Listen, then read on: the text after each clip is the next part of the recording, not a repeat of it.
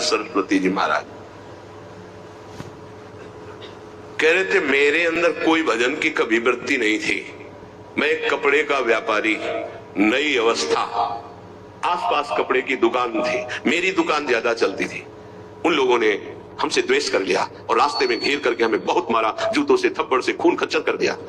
जब मैं घर गया, कपड़े भीजे हुए खून से, परिवार वाले बहुत रोए कि ऐसा। मैं कुछ किसी से नहीं बोला, सह गया। पर उन लोगों में एक था बहुत ही दुष्ट, उसने 2-3 दिन बाद फिर अकेले मुझे मारा। तब मेरे दिमाग में आया कि कब तक पिटता रहूंगा, अब इसको मैं मारूंगा। तो व्यापारी था ही, मैंने करोली खरीदी, उन्हीं के बिल्कुल यथावत शब्द करोली खरीदी, और रास्ते में जहां मुझे पीटा था वहीं खड़ा हो गया। अब वो तो पीटने वाले थे, उनको डर तो था नहीं, उनको पता नहीं था कि मैं किस भाव में खड़ा हूं। जे भी हुआ है, मैं दौड़ पड़ा, मार करोली, उनको मार डाला, उसको मार डाला, और मार करके मैं कोतवाली पहुंचा और वहां आत्मसमर्पण कर दिया, बिना किसी गवाही के।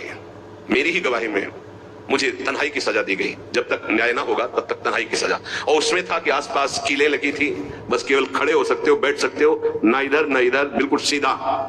जब वहां पहुंचा तब सोचा कि अरे, ब्राह्मण के घर जन्म मिला और ये जीवन ऐसे कटेगा, ये तो भारी पाप हो गया हमसे। बस हाथ उठाया उसी तनाई में और कहा, एक बार मुझे अवसर दिया जाए, हे परमात्मा, हे परमेश्वर, मैं आजीवन आपका भजन करूंगा।